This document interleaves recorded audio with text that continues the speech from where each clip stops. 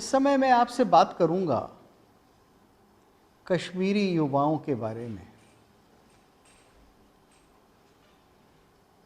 जो मैं कह रहा हूं, अगर मुझे उस बात को एक शीर्षक देना हो तो शीर्षक शायद ये हो सकता है, कश्मीरी युवा इधर जाएं या उधर।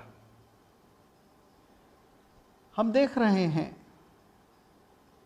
कि काफ़ी लंबे समय से श्रीनगर घाटी में स्थिति सामान्य नहीं है, सामान्य जीवन भी नहीं जिया जा रहा है और उसका सबसे बड़ा नुकसान कश्मीरी लोगों को हो रहा है, बूढ़े और बच्चों और महिलाओं को हो रहा है, युवाओं को भी हो ही रहा है, क्योंकि उसमें से बहुत से ज़ख्मी हो चुके हैं, बहुत से अपने जीवन को सामान्य रूप में आगे कभी नहीं जी पाएंगे।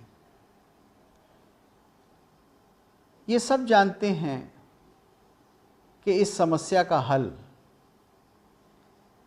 केवल इस बात से है कि कश्मीर भारत में रहे अथवा वो अपनी आज़ादी की मांग करता हुआ या तो एक स्वतंत्र राष्ट्र बन जाए अथवा पाकिस्तान में उसका विलय हो जाए। हम ये सब भी जानते हैं कि कश्मीर, मान लीजिए, यद्यपि ऐसा होने वाला नहीं है और इसकी कोई संभावना नहीं है और ये जायज़ भी नहीं है, अगर हम केवल तर्क करने के लिए ये मान भी लें कि कश्मीर एक स्वतंत्र राज्य या स्वतंत्र राष्ट्र बना दिया जाता है, तो स्पष्ट है कि वो बहुत दिन तक स्वतंत्र नहीं रह पाएगा। भारतीय उपमहाद्वीप के बंटवारे के तुरंत बाद, यानी कुछ ही महीनों बाद, पाकिस्तान के द्वारा कश्मीर घाटी पर हमला हुआ और उसको ज़बरदस्ती कब्ज़े में संपूर्ण कश्मीर राज्य, जम्मू कश्मीर राज्य को अपने कब्ज़े में लेने का प्रयास हुआ और आज भी पाकिस्तान ने काफ़ी कुछ हिस्सा उस राज्य का, भारत के जम्मू कश्मीर राज्य का हथिया रखा है। तो ये कहना कि कश्मीर को एक स्वतंत्र राज्य बना दिया जाए, ये तो एक बहुत बड़ा ख्याली पुलाव है। कश्मीरी युवाओं को इतना तो समझ ही लेना चाहिए।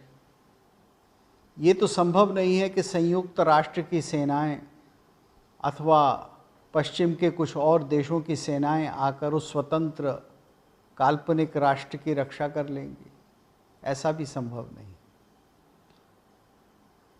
तो बात सिर्फ इतनी आती है कि कश्मीरी युवा अपना भविष्य कहाँ देखते हैं, किस जगह देखते हैं और वो क्या चाहेंगे। अब एक दूसरी बात जो दुनिया के आगे स्पष्ट हो चुकी है वो ये है कि जिस ख्वाब को लेकर, सही या गलत, मोहम्मद अली जिन्नाह ने पाकिस्तान राष्ट्र का निर्माण किया, आज उसकी क्या हालत है और उस आदर्श से पाकिस्तान कितना दूर दूर जा चुका है। क्या ये संभावना है कि पाकिस्तान उस आदर्श की ओर लौट जाए? जिन्नाह साहब के दिमाग में ये बात थी कि सांस्कृतिक रूप में मुसलमान हिंदुओं से बिल्कुल अलग हैं, लिहाजा उनके लिए एक मुल्क होना चाहिए, उपमहाद्वीप के सारे मुसलमानों को वहाँ रहना चाहिए, वहाँ चले जाना चाहिए, हिंदुओं के बीच से भी चले जाना चाहिए। लेकिन वहाँ जो हिंदू हैं, अगर उनको वहाँ रहना है तो वो भी इस प्रकार रहेंगे कि उनको अपने हिंदू पद्धति से जीवन रहने की संपूर्ण आज़ादी होगी। लेकिन जिस पाकिस्तान में एक समय में 25% हिंदू थे, आज उस पाकिस्तान में 1% भी नहीं। तो अपने आदर्श से कितनी दूर पाकिस्तान चला गया। और वास्तव में मोहम्मद अली जिन्ना साहब का जो ख्वाब था वही कितना खोखला था, कितना असंभव था। आज ये सब सिद्ध हो चुका है। हम जानते हैं कि पाकिस्तान एक पंजाबी आर्मी, पंजाबी फ़ौज की गिरफ्त में है और पंजाबी बोलने वाला एक पूरा का पूरा फ़िरका है। पंजाबी बोलने वाले लोग हैं जिन्होंने सिंधियों पर, बलोचियों पर, पख्तूनों पर पूरी तरह से कब्ज़ा करा हुआ है। और वही उस देश को धीरे धीरे एक प्रकार से वहाबी इस्लाम की ओर पूरी तरह से ले जाकर उसको चला रहे हैं। और वहाबी इस्लाम के प्रचार का सबसे बड़ा केंद्र आज पाकिस्तान बन गया है। तो क्या हमारे कश्मीरी युवा उस जीवन को चाहते हैं? आज वहाबी और कट्टरपंथी इस्लाम को मानने वाले केवल इस उपमहाद्वीप में ही नहीं बल्कि सारे विश्व में जो तांडव कर रहे हैं, जो भयंकर युद्ध चल रहे हैं, वो भी उनके सामने हैं।